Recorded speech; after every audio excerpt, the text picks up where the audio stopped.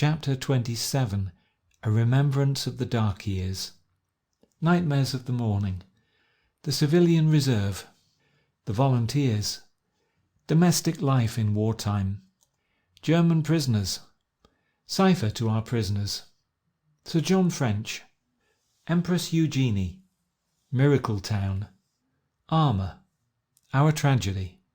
I can never forget, and our descendants can never imagine, the strange effect upon the mind which was produced by seeing the whole European fabric drifting to the edge of the chasm with absolute uncertainty as to what would happen when it toppled over.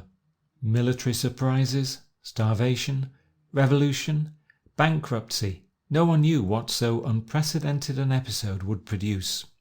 It was all so evidently preventable, and yet it was so madly impossible to prevent it, for the Prussians had struck their monkey wrench into the machinery, and it would no longer work. As a rule, one has wild dreams and wakes to sanity, but on those mornings I left sanity when I woke and found myself in a world of nightmare dreams. On August the 4th, when war seemed assured, I had a note from Mr. Goldsmith, a plumber in the village. There is a feeling in Crowborough that something should be done. This made me laugh at first, but presently I thought more seriously of it. After all, Crowborough was one of 1,000 villages, and we might be planning and acting for all. Therefore I had notices rapidly printed. I distributed them and put them at road corners, and the same evening, August 4th, we held a village meeting and started the Volunteers, a force which soon grew to 200,000 men. The old Volunteers had become extinct when the Territorials had been organised some 10 or 12 years before, but this new force which I conceived was to be a universal one, where every citizen, young and old, should be trained to arms. A great stock-pot into which the nation could dip and draw its needs. We named ourselves the Civilian Reserve. No one, I reflected, could be the worse in such days for being able to drill and to shoot, or for being assembled in organised units. Government was too preoccupied to do anything, and we must show initiative for ourselves. After I had propounded my scheme, I signed the roll myself, and 120 men did the same. Those were the first men in the volunteer force. Next evening we assembled at the drill hall, found out who could drill us, chose our non-commissioned officers, and set to work to form ourselves into an efficient company. Gillette, my American actor friend, had got stranded in England, and he was an interested spectator on this occasion. For the time being I took command. I had notified the War Office what we had done and asked for official sanction. We were careful not to stand in the way of recruiting and determined to admit none who could reasonably join up at once. When the plan began to work, I wrote a description of our methods to the Times. As a consequence, I received requests for our rules and methods from 1,200 towns and villages. My secretary and I worked all day getting these off, and in many cases the inquiries led to the formation of similar companies. For about a fortnight all went well. We drilled every day, though we had no weapons. At the end of that time there came a peremptory order from the War Office. All unauthorised bodies to be at once disbanded. Unquestioning and cheerful obedience is the first law in time of war. The company was on parade. I read out the telegram and then said, "Right turn, dismiss." With this laconic order, the Civilian Reserve dissolved forever. But it had a speedy and glorious resurrection. There was a central body in London with some remote connection with the old volunteer force.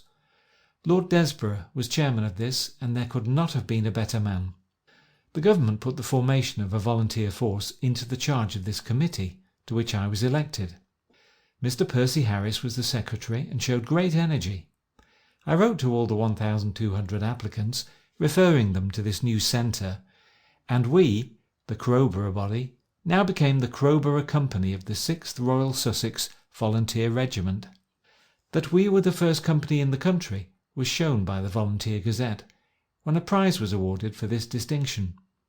Under its new shape, Captain St. Quintin, who had been a soldier, became our leader, and Mr. Gresson and Mr. Druce, both of them famous cricketers, our lieutenants. Goldsmith was one of the sergeants, and I remained a full private for 4 years of war, and an extra half year before we were demobilised.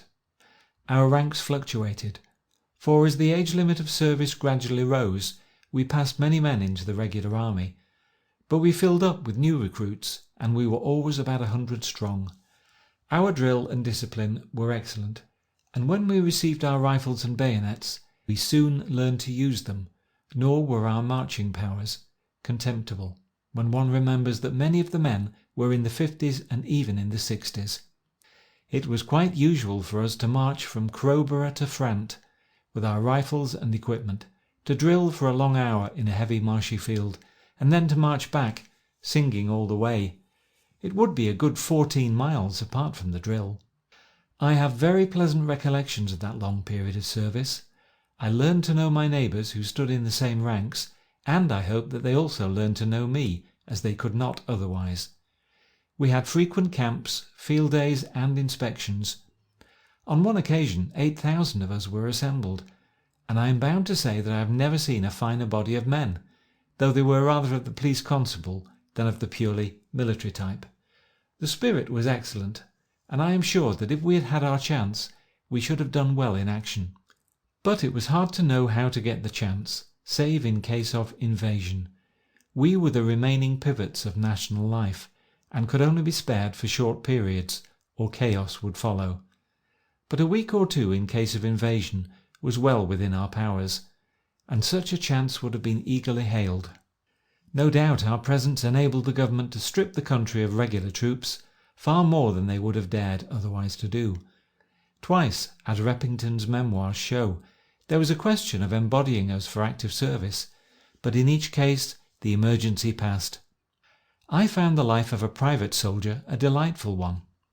To be led and not to lead was most restful, and so long as one's thoughts were bounded by the polishing of one's buttons and buckles or the cleansing of one's rifle, one was quietly happy. In that long period I shared every phase of my companion's life. I have stood in the queue with my pannikin to get a welcome drink of beer, and I have slept in a bell tent on a summer night with a Sussex yokel blissfully snoring upon each of my shoulders. Sometimes amusing situations arose. I remember a new adjutant arriving and reviewing us. When he got opposite to me in his inspection, his eyes were caught by my South African medal. "You have seen service, my man," said he.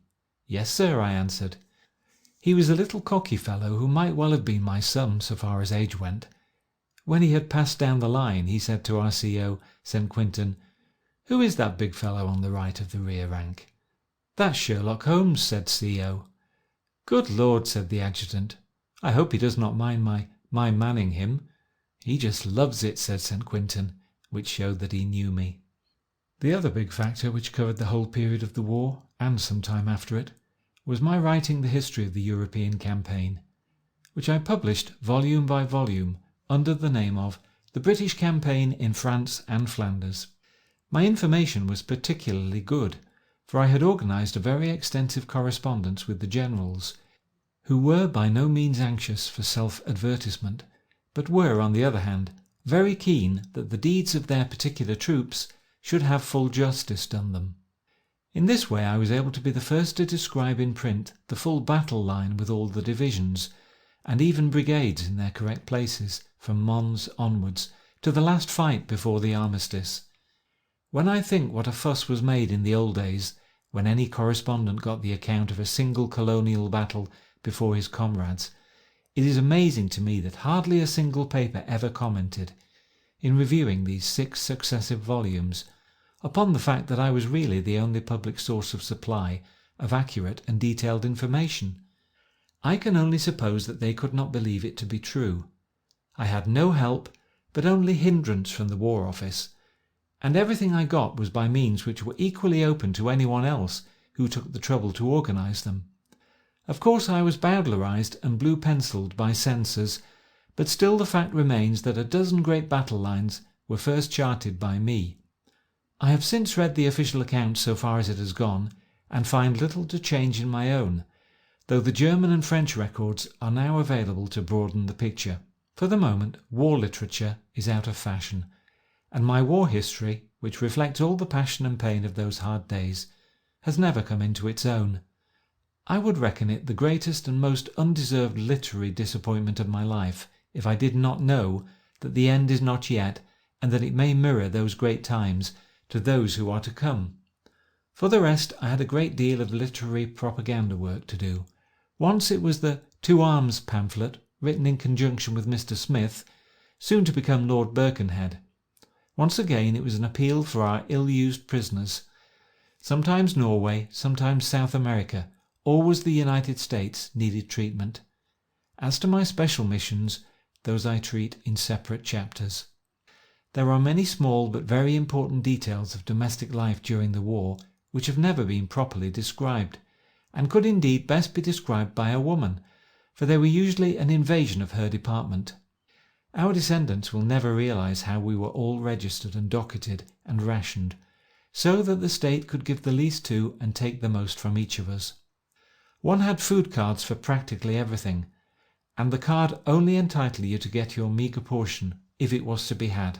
Often it wasn't. I have been at a great lunch with half the grandees of the land and the Prime Minister to speak. The fare was Irish stew and rice pudding. What could man ask for more? But it will need another war to bring it round again. There was a pleasing uncertainty about all meals. There was always a sense of adventure, and a wonder whether you would really get something. It all made for appetite. Then there were the darkened windows, the sharp knocking of the police if the blind emitted any light, the vexatious summons for very small offences, the pulling down of every blind on the railway trains. At night, one never knew what evil bird was flying overhead, or what foul egg would be dropped. Once, as we sat in the theatre at Eastbourne, the whir of a zeppelin was heard above us. Half the audience slipped out, the lights were put out, and the play was finished with candles on the stage. When I was lecturing in London, the same thing happened, and I finished my lecture in the dark. Everyone found themselves doing strange things. I was not only a private in the Volunteers, but I was a signaller, and I was for a time number 1 of a machine gun. My wife started a home for Belgian refugees in Crowborough. My son was a soldier, first, last, and all the time. My daughter Mary gave herself up altogether to public work, making shells at Vickers, and afterwards serving in a canteen. If I may quote a passage from my history, grotesque combinations resulted from the eagerness of all classes to lend a hand. An observer has described how a peer and a prize-fighter worked on the same bench at Woolwich, while title ladies and young girls from cultured homes earned 16 shillings a week at Erith and boasted in the morning of the number of shell cases which they had turned and finished in their hours of night shift. Truly it had become a national war. Of all its memories, none will be stranger than those of the peaceful middle-aged civilians who were seen eagerly reading books of elementary drill in order to prepare themselves to meet the most famous soldiers in Europe, or of the schoolgirls and matrons who donned blue blouses and by their united work surpassed the output of the great death factories of Essen. Every house had its vegetable garden and every poor man his allotment, that we might at the worst exist until we could win our peace. The want of sugar and the limitation of tea were the worst privations. My wife, greatly helped by a faithful servant, Jakeman, did wonders in saving food, and we always lived well within our legal rations. This did not save us once from a police raid because some tea, sent us as a present from India, had arrived. We had already distributed a good deal of it, however, to our less fortunate neighbours, so we came well out of the matter. I have one singular memory in having to guard German prisoners at work. The Volunteers had a turn at this work, and we spent the night at Lewes Prison. In the early morning, dark and misty, we were mustered, and 5 prisoners handed over to each of us. Mine worked on a farm some 4 miles from the town, and thither I had to march them, walking behind them with my rifle on my shoulder. When I had reached the lonely country road, I thought I would get into human touch with these poor slouching wretches, who were still in their stained grey uniforms, and wearing their service caps with the bright red bands, which formed a wonderful advertisement of the excellence of German dyes. I halted them, drew them up, and asked them their nationality. 3 were from Württemberg, and 2 from Prussia. I asked the Württembergers how long they had been prisoners. They said 14 months, "Then," said I, "you were taken by the Canadians at Ypres upon such and such a date?" They were considerably astonished, since I was simply a second-line Tommy from their point of view. Of course I had the details of the war very clearly in my mind, and I knew that our one big haul of Württembergers had been on that occasion. To this day they must wonder how I knew. I shall not forget that day, for I stood for 8 hours leaning on a rifle amid drizzling rain, while in a little gap of the mist I watched those men loading carts with manure. I can answer for it that they were excellent workers, and they seemed civil, tractable fellows as well. It was in 1915 that I managed to establish a secret correspondence with the British prisoners at Magdeburg. It was not very difficult to do, and I dare say others managed it as well as I. But it had the effect of cheering them by a little authentic news, for at that time they were only permitted to see German newspapers. It came about in this way. A dear friend of my wife's, Miss Lily Loder Simmons, had a brother, Captain Willie Loder Simmons of the Wiltshires, who had been wounded and taken in the stand of the 7th Brigade on the evening before Le Cateau. He was an ingenious fellow and had written home a letter which passed the German censor, because it seemed to consist in the description of a farm. But when read carefully, it was clear that it was the conditions of himself and his comrades which he was discussing. It seemed to me that if a man used such an artifice, he would be prepared for a similar one in a letter from home. I took one of my books, therefore, and beginning with the 3rd chapter, I guessed the censor would examine the first. I put little needle pricks under the various printed letters until I had spelled out all the news. I then sent the book and also a letter. In the letter I said that the book was, I feared, rather slow in the opening, but that from chapter 3 onwards he might find it more interesting. That was as plain as I dared to make it. Loder Simmons missed the allusion altogether, but by good luck he showed the letter to Captain the Honourable Rupert Keppel of the Guards, who had been taken at Landrecies. He smelled a rat, borrowed the book, and found my cipher. A message came back to his father, Lord Albemarle, to the effect that he hoped Conan Doyle would send some more books. This was sent on to me and of course showed me that it was all right. From that time onwards, every month or two, I pricked off my bulletin, and a long job it was. Finally I learned that the British papers were allowed for the prisoners, so that my budget was superfluous. However, for a year or two I think it was some solace to them, for I always made it as optimistic as truth would allow, or perhaps a little more so, just to get the average right. I had some dealings with General French, but only one interview with him. No one can help feeling a deep respect for the soldier who relieved Kimberley and headed off Crognier, or for the man who bore the first hard thrust of the German spear. My only interview with the general was at the Horse Guards, when he talked very clearly about the military position, though most of what he said as to the changes which modern tactics and heavy guns had caused was rather self-evident. Your problem always is how to pass the wire and the machine guns. There is no way round. What is the good of talking of invading Austria from the south? You will find the same wire and the same machine guns. We may as well face it in Flanders as anywhere else. This talk was shortly after Loos, when he had returned from the army and was at the head of home defence. If you want any point looked up for your history, mind you let me know and I will see that it is done. This sounded very nice to me, who was in a perpetual state of wanting to know, but as a matter of fact I took it as a mere empty phrase, and so it proved when a week or two later I put it to the test. It was a simple question, but I never got any clear answer.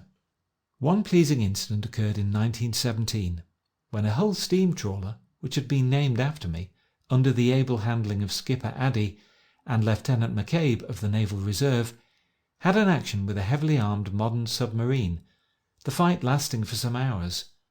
The Conan Doyle was acting as flagship of a little group of trawlers, and though their guns were pop guns compared with that of the German, they so peppered him that he was either sunk or took flight.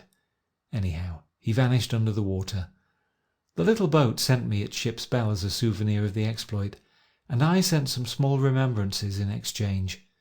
It was a fine exploit, and I was proud to be connected with it, even in so remote a way. I have in my war chapters expressed my admiration for General Haig. On one occasion I called upon Lady Haig, when she was administering some private hospital at Farnborough. It was, so far as I could understand, one wing of the Empress Eugenie's house, and the Empress invited me to lunch. There were present also Prince Victor Napoleon and his wife, who was, I think, a daughter of my older version, Leopold, King of the Belgians and Overlord of the Congo. The Empress interested me deeply, a historical relic whom one would expect to study in old pictures and memoirs. Yet there she was, moving and talking before me. If Helen launched 1,000 ships, Eugenie, by all accounts, did far more. Indeed, if the First German War was really from her inspiration, as Zola insists, she was at the root of all modern history.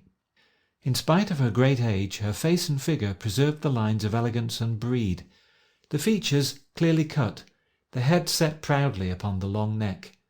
I glanced into her sitting room as I passed the open door, and noticed that she was engaged upon an enormous jigsaw puzzle, 1,000 pieces if there were one. Children's toys engaged the mind which once played with empires. There is surely something fatal in that Spanish blood, with its narrow fanatical religion and its masterful intolerance, magnificent but medieval, like the church which inspires it. She talked very freely with me, and in the most interesting manner.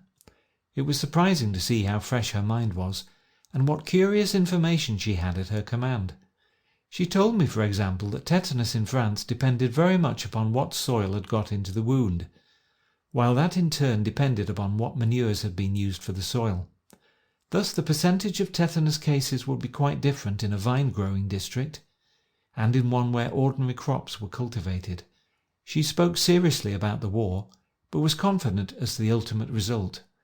This graceful, withered flower in its strange setting was one of the outstanding memories of those days. All sorts of queer odd jobs came to me as to many others in the war. I was, of course, prepared always to do absolutely anything which was suggested, though the suggestions were sometimes not very reasonable. One must not argue, but simply put one's whole weight, for what it is worth, into the scrum. Once I was directed to go up to Scotland and write up the great new munition works at Gretna, as the public needed reassurance upon the point. Pearson, the younger brother of Lord Cowdray, had built them, and they certainly deserved the name of Miracle Town, which I gave them in my article. The great difficulty always was to give our own people what they wanted, and yet not to give the Germans that which they wanted also. Winston Churchill's remarkable memoirs, the best in my opinion of all the war books, have shown how heavily this pressed in high quarters. His volume is certainly a wonderful vindication of his term of office, and it was a loss to the country when he left it. Churchill was very open to ideas, and sympathetic to those who were trying for some ideal. I had pondered much over armour for the troops, and he commented on it in an inspiring letter, in which he said that the bulletproof man and the torpedo-proof ship were our two great objects. I worked a good deal upon the question of shields and wrote several articles about it in the Times and other papers, but the forces against us were strong. When I saw Mr. Montague on the subject at the Ministry of Munitions, he said, "Sir Arthur, there is no use your arguing here, for there is no one in the building who does not know that you are right. The whole difficulty lies in making the soldiers accept your views." One has, of course, to be reasonable on the point, and to admit that there is a limit to what a man can carry, and that greater weight means slower movement, and therefore longer exposure. That is fully granted. But when the helmet in actual practice was found so useful, why should it not be supplemented by steel shoulder guards, since the helmet might actually guide the bullets down onto the shoulders? And why not a plastron over the heart? The vital points in a man's anatomy are not really so numerous. If many a life was saved by a buckle or a cigarette case, why should such protection not be systematized? And why in trench warfare should not strong breastplates be kept for the temporary use of any troops in the front line? I experimented with my own service rifle upon steel plates, and I was surprised to find how easy it was at 20 paces to turn a bullet. I am convinced that very many lives would have been saved had my views been adopted, and that the men in the hour of danger would have been only too glad to carry that part of their equipment. The tank, however, was a device which carried the armour and the men also, so that it was an extension of these ideas. We can never be grateful enough to the men who thought out the tank, for I have no doubt at all that this product of British brains and British labour won the war, which would otherwise have ended in a peace of mutual exhaustion. Churchill, Danecourt, Tritton, Swinton, and Berney Stern, these were in sober fact, divide the credit as you may, the men who played a very essential part in bringing down the giant. Our household suffered terribly in the war. The first of all was my wife's brother, Malcolm Lecky, of the Army Medical Service, whose gallantry was so conspicuous that he was awarded a posthumous DSO. While he was actually dying himself, with shrapnel in his chest, he had the wounded to his bedside and bandaged them. Then came the turn of Miss Loda Simons, who lived with us and was a beloved member of the family. 3 of her brothers were killed and the 4th wounded. Finally, on an evil day for us, she also passed on. Then 2 brave nephews, Alec Forbes and Oscar Hornung, went down with bullets through the brain. My gallant brother-in-law, Major Oldham, was killed by a sniper during his first days in the trenches. And then finally, just as all seemed over, I had a double blow. First it was my Kingsley, my only son by the first marriage, one of the grandest boys in body and soul that ever a father was blessed with. He had started the war as a private, worked up to an acting captaincy in the 1st Hampshires, and been very badly wounded on the Somme. It was pneumonia which slew him in London, and the same cursed plague carried off my soldier brother Innes, he who had shared my humble strivings at Southsea so many years ago. A career lay before him, for he was only 40 and already Adjutant General of a corps, with the Legion of Honour and a great record of service. But he was called and he went like the hero he was. "You do not complain at all, sir," said the orderly. "I am a soldier," said the dying general. "Thank God that I have since found that the gates are not shut, but only ajar, if one does show earnestness in the quest." Of all these that I have mentioned, there is but one from whom I have been unable to obtain clear proof of posthumous existence.